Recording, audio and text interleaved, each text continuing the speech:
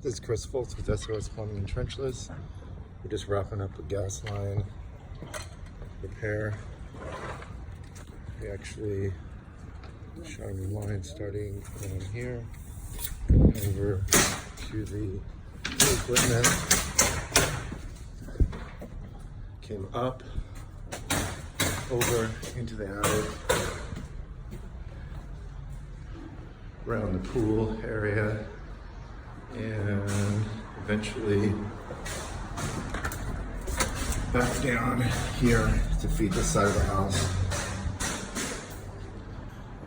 We're able to get them a new line, restore gas to the house with very minimal destruction to the house or driveway. We just have a small patch of the fence right here.